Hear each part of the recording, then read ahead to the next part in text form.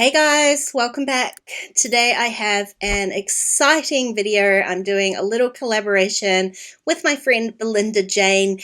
She is guest designing for Rosie Studios this month and is using the All Wrapped Up collection as well.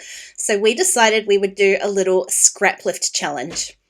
Now, I had great fun scrolling back through Belinda's Instagram feed, trying to pick one of the many layouts that I love of hers to do a little Scraplift in. This is the one that I've chosen to do today, and that's where I'm going to start. So like I said, I'm using the All Wrapped Up collection, but I kind of want to pay homage to her original layout, which was all the lovely shades of pink and red that I love. So that's what I really want to use today. As much as I'm kind of drawn to the greens in this collection, I'm going to try and avoid them for this particular layout. So I just start off by going through all of my papers. Some of them are whole, some of them are scraps, pull out all the kind of red and pink that I can find. You'll see I found an appropriate red and pink photograph as well, and I can get going with my layout. Now I'm also scaling down the layout that I'm going to be doing is a 6x8 layout for my 2022 December daily album. I'm not going to put this in a pocket though, so my background cardstock there is 7 inches by 8.5 inches. It's just plain white cardstock, and I've picked a couple of these papers. I want to stick to like Belinda's kind of light and brightness, so I've picked the red text and then a bit more of a kind of highlight, a darker red.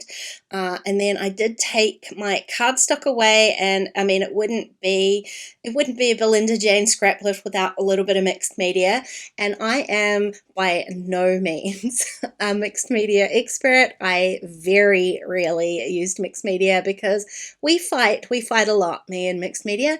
I did grab some watercolors. I just used some Lindy's Magical Powder and did the packaging technique, which I have seen Belinda do many times. I've tried to keep a light hand because one of the issues I have when I do mixed media is I just tend to go a little bit crazy with it. So I did just one tiny little pink layer and then added a few little splatters and called it good. Gonna try and leave it there, and in the end a lot of it gets covered up anyway, but I'm glad I gave it a go. It does add a nice texture and just a little bit of something to that kind of very plain white cardstock in the background. So that's something that I probably wouldn't normally have attempted if I wasn't doing a Scraplift, and so this is just one of the reasons I love these kind of challenges. So I'm going to start by just matting my photo just a tiny little bit. I love the way that Belinda uses subtlety in her layouts. It's a really light touch, which makes things super pretty and really feminine and girly, and I totally love it. So I used one of the 6x6 papers. It's a very kind of light neutral wood grain, just to add a little bit of neutrality to this layout, which is going to end up being very red and pink. I mean, I love it. It's super cute, but it does just tone that all back a little bit to add in some neutrals. Belinda's background on her original layout had some paper paste hexagons in there, and I decided that just with the size of my layout being a little bit smaller, I was going to need to peel back some of these things, so I didn't end up doing any of that kind of paper piecing. I've just left the mixed media to sort of stand on its own. I am going to take the two like embellishment clusters that she's created on the top left and the right hand side of her photo, and I'm going to replicate those. Belinda's are, again, it's just a scale issue, are a little bit smaller than what mine turn out, and that's purely just because of the size of the embellishments that I'm working with. They're going to fill up a fair amount of this top portion, a little bit more than they did on her original layout. But one of the things that I loved was the use of like tags and bows and twines. So I'm going to try and replicate that. I'm using some of these journaling bits from the collection. Again, just picking out red. There's There's not a whole lot of pink in this collection, so I am using that sparingly, but there is a lot of red and a few more kind of peachy and corally pieces like this. So I'm making use of those. Making sure that I'm getting 2 tags in here, so one on the left and one on the right, and I'm not using twine exactly, I am using some embroidery thread, and here is when I am bringing in some of the pink tones, couple of different tones of pink embroidery thread, just to make sure that those tags have a little bit of texture in them, a little bit of detail, just to mimic that original layout. Now I am being pretty kind of decisive about where I'm putting things down. I'm not messing around with the layers too much. I'm just putting them in and sticking them down. Belinda's layout had quite minimal layers, I guess, which I love, so I'm sort of replicating that in mine. Before I go ahead and start embellishing too much, I realize that my photo isn't actually adhered down. And one little trick that I did learn from Belinda is, instead of using craft foam, I'm just going to use a little bit of chipboard to mount my photo. It doesn't give it like too much bulk, and going into a December daily album, I don't want to bulk it out too much, but it does give a little bit of depth and dimension, and that's something that I do want to achieve in this layout as well. So in that same direction, I'm going to take this little strip of red paper. I only adhered that down just a tiny little bit, and then I ran it through my sewing machine, so that's what adhered it to the background, which gives me the opportunity to kind of pop a fingernail in behind there and just rough it up a little bit, again just adding a tiny bit of texture. Now, I didn't pay too much attention to where I had pulled up my photo from, and so I was lucky to catch that before I adhered it straight down on top of all of those tags. I want it to kind of overlap that belly band, I guess, the red paper in the middle, just so that it kind of draws your eye down towards where the title's actually going to be.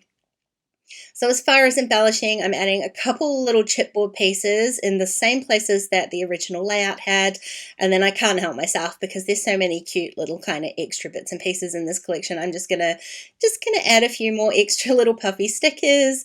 So my intentions of going minimal, I sort of forgot for a second while I played around with all of the cute puffy stickers and cute chipboard stickers. What I do want to do though is kind of tuck these little ends of the embroidery floss in, so they're not just kind of floating all over the place, especially since this layout won't actually be in a page protector. And I don't do this on camera, but I do tend to go back and just use a little bit of liquid adhesive to hold down any of those tiny puffy stickers on my layouts that don't go into a page protector, just to make sure that I don't lose them anywhere along the line. Now I'm going to work on my title. Everything's kind of drawing your eye down here into this very centered title, which I love. Even my photo, I'm kind of looking down, like I'm looking at the photo, at the title, sorry. So I kind of love the placement for that. And I couldn't decide which Mary to use. I wanted to kind of have my title say Mary Season, and I couldn't work out which one I wanted to use. So I've got a die cut that's got gold foil on it. It's super pretty. I love the scripty font. I just felt like it didn't have kind of enough dimension. It didn't stand out enough, nor did it fill out enough of the space down there. So my other choice was these chipboard letters, and they're not actually alphas, they're just part of the chipboard sheet, and they're like a two-toned red and gold. I decided, why pick? I'm just going to use both of them. So now my title's going to say Mary Season.